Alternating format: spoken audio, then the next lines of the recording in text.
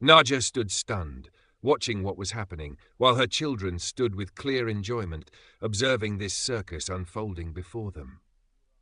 And on the wooden bed lay my brother, Raider, dazed and unaware of anything happening to him, while my colleagues, the medical scientists, were examining every millimetre of his strong body. Dr. Adel Shalaby, professor of internal medicine, checked his temperature and blood pressure, placed a watch on his chest and abdomen, then shook his head, gathered his belongings, and stood up. Dr. Mahmoud El Asyuti, professor of neurology, pricked him with a pin several times, struck him repeatedly with his hammer, felt the muscles of his jaws, then gave way to Dr. Mohammed Ibrahim, professor of psychiatry, who began observing him suspiciously and bombarded Naja with fevered questions he didn't wait to hear answers to. Did he tend toward isolation? What was my mother's relationship with my father? And then it was my turn.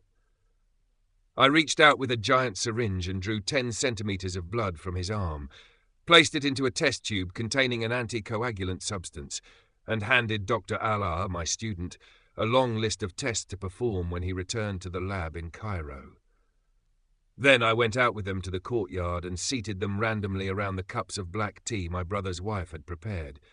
And I said awkwardly, "I thank you for the trouble of travelling and all the time you spent for my sake." Dr. Mahmoud said, sipping his tea, "No formalities between us, colleague. No formalities." Dr. Adel said, "This is our professional duty. Sugar, please." I handed him the sugar box and the spoon, then cleared my throat and said, "And now, have you formed any kind of opinion?" A moment of silence followed. Then Dr. Adel said politely, "From my side, there's no issue. He's completely healthy. His nervous system is intact, and these are not recognizable psychological symptoms. But that means, if these colleagues claim there's no problem, then I am capable of putting them in a real problem. But there must be something wrong." Dr. Mohammed Ibrahim said as he lit his pipe, "Of course. And this thing has a name." "Of course, and to some extent it resembles symptoms of depression or hysterical muteness. But what exactly is it? No one can say for sure." "Then who can?" He said, exhaling the foul-smelling smoke from his pipe, creating thick clouds. "The issue is that we know nothing about what preceded this condition, the circumstances that led to it. And we don't have, and this is the problem, any narrative except his wife's fabricated story, which lacks scientific evidence." Then he pointed at me with his pipe and added, "For example, will this lady tell you about any emotional shock she might have caused him on that ill-fated night? Does she have any idea about his financial crises, disputes, or defeats?" Dr. Adel added, continuing the conversation, "Do you know, and this is crucial, what medications he's taking?" I said angrily, "And do you find any signs of addiction to a known drug? A drug that doesn't affect pupil dilation, the nervous system, or vital signs? And are you familiar with every type of narcotic? At least I know the ones that are likely to be found in a village like this. And I know my brother well. He doesn't use drugs, not even aspirin, and he's so cautious that no one could possibly slip anything into his food. Then the correct solution lies with his wife." Dr. Mahmoud cleared his throat, signaling his desire to speak. "If you want my opinion, may I speak frankly?" "Of course." He said, trying to avoid our skeptical glances, "I'm not comfortable with this harsh, domineering woman, and I believe she's playing some kind of psychological game with your brother that led to his collapse like this." I said, as I reached for the cup of tea, "But you didn't know my brother. He is the man of the house in every sense of the word. The only thing is that he loves her and tries to please her as much as he can. That doesn't mean she doesn't control him. And now she's in a position no one would envy. It's not in her interest at all for her husband to lose consciousness, especially in these days." Dr. Adel said, placing his cup back on the tray and murmuring a word of thanks, "Anyway, these are just opinions, and now we must act. It's time for my clinic, and we have a long journey back ahead of us. But we'll have lunch together." "No, let's leave that for another time, God willing." And so, in silence, I loaded them into my car, and we began the grueling journey back to Cairo.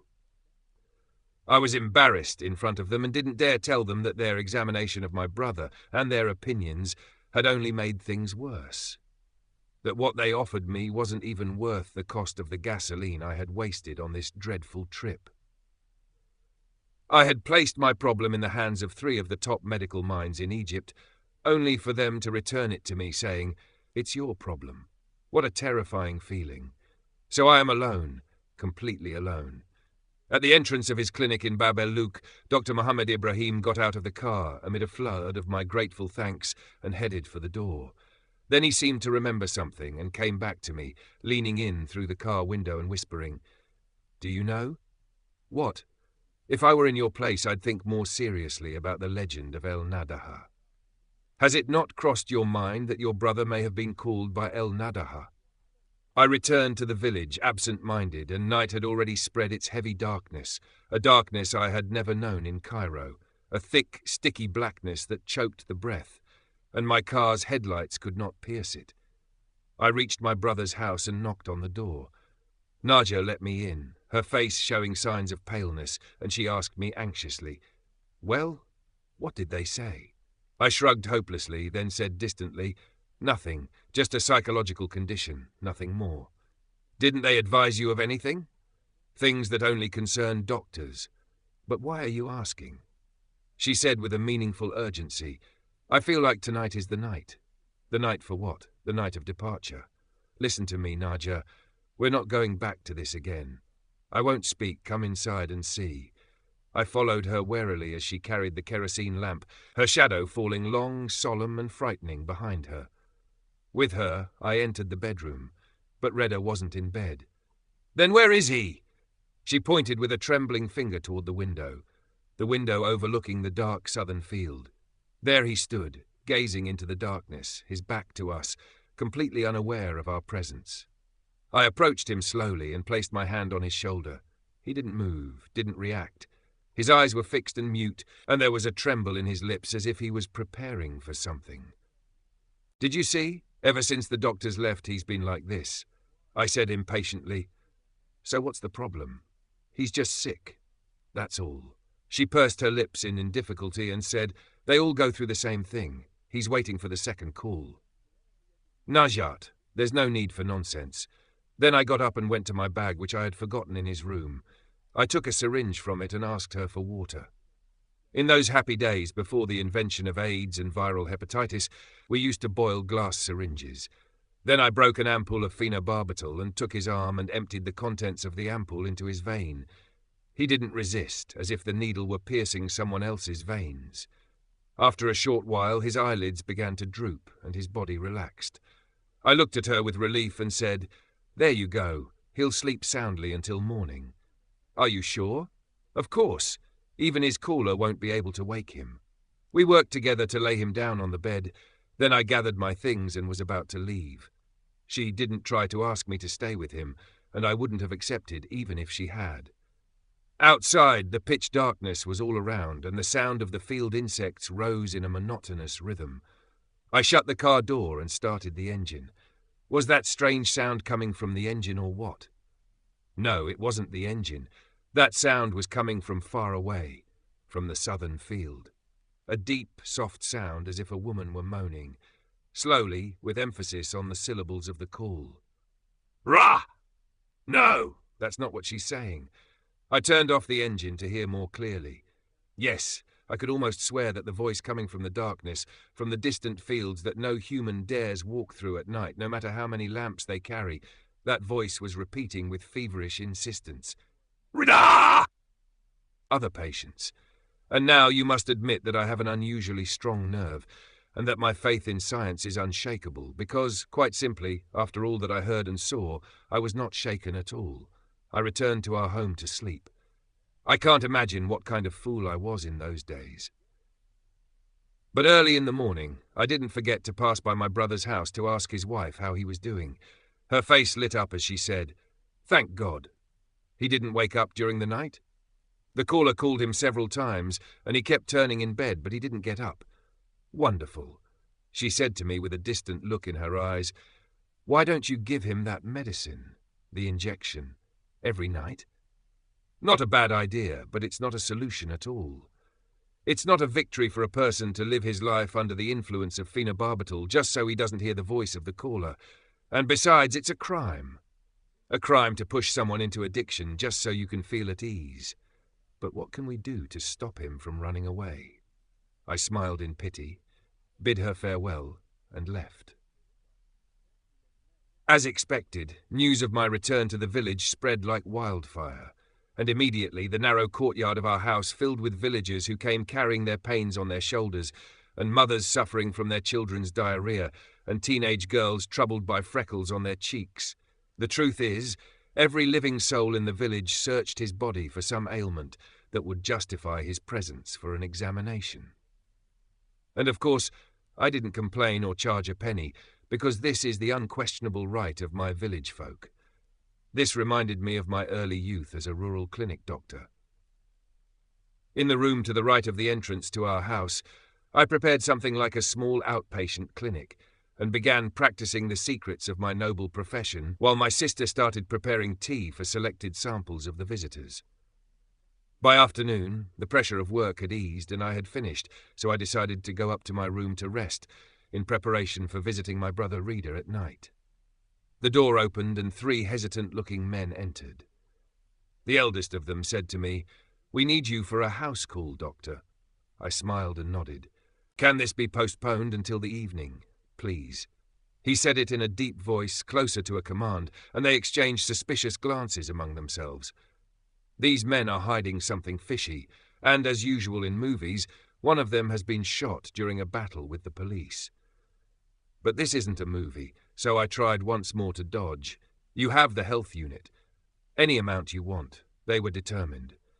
In any case, the peasants of Sharkia are peaceful and generous, and there's no point in refusing to see their patient because they are as persistent as death itself, and I don't like quarrelling, at least not with the people of my village. All right then, let's go. I picked up my bag and went out with them. "This way, sir." There was a woman covering her face with a black veil, and a fair number of men sitting in silence and gloom, smoking and exchanging meaningful looks. Then came the same layout of mudrooms as in our house, and the ducks playing freely, and there was a foul-smelling entrance that led to a side room covered in mats, and on the ground lay a handsome young man in the prime of his life, staring at the ceiling with unblinking eyes. I asked them as I looked at the young man, "Is he the patient?" No one responded, perhaps as a reaction to how dumb my question was, so I decided to make it worse with an even sillier one. "What's wrong with him? As you can see." "Since when?" A week I leaned over him but couldn't examine him, so I had to kneel beside him, and I began trying to rouse him, to no avail. The same damned symptoms. Is this an epidemic sweeping through the village? I reached for his wrist to check his pulse and found something horrifying, a coarse rope around his wrist tying him to a wooden stake driven into the ground. They had tied this young man like a wild animal to prevent him from escaping. What an idea. I lifted my eyes to the men standing around me and asked, Did the caller call him?"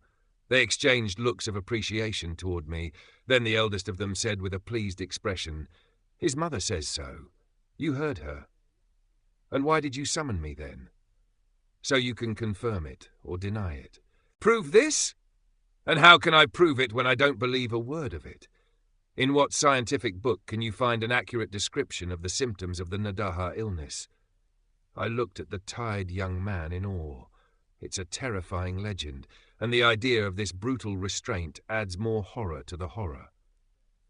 The journey of Ulysses crossed my mind, when he had to sail past the Rock of the Sirens, whose singing enchanted sailors, making them throw themselves into the sea to drown. Ulysses had to chain himself and his crew to the masts of the ship so they wouldn't follow the sirens' alluring call. Mythical human behavior is the same in Al-Sharkia as it is in ancient Greece. Anyway, I continued examining the young man. I pulled the robe up from his belly and found something. The marks of sharp fangs had torn the flesh below the navel, but the wounds had completely healed. And so I began to understand what was going on. I asked the men cautiously, "Does he drink?" "No. He refuses water completely." "Then bring me some water." They rushed with exaggerated enthusiasm to bring me a clay jug of water. They handed it to me with doubtful, surprised expressions at my eagerness to drink in such circumstances. I took the jug and brought it near his face. Then I began to pour the water slowly in front of his terrified eyes. And just as I expected, his face began to contort, a quick look into his eyes, a silent scream on his lips. Then he rose to his knees, howling and moaning like a wounded wolf. I pulled the jug away and began to calm him down. I stood up, gathered my belongings in silence, then gestured to the oldest of the men to follow me outside, and there, in front of all the onlookers, I said to him, "This isn't the call of the Naddaha, sir." "Then what is it?" "He has rabies." "Rabies?" "Yes, a rabid animal bit him on the stomach a few days ago. That didn't happen." "It did, and he probably ignored it and didn't take the anti-serum. Now he's in the final stages of the illness." "And the water issue?" "This illness used to be called hydrophobia, because the patient reacts violently to the sound or sight of water and convulses in a horrifying manner. Even air currents cause intense throat spasms." I lit a cigarette and continued, feeling proud of myself. "And this stupor is a symptom of the encephalitis that accompanies the illness." He didn't seem to understand a word I had said, and he wasn't interested in evaluating anything.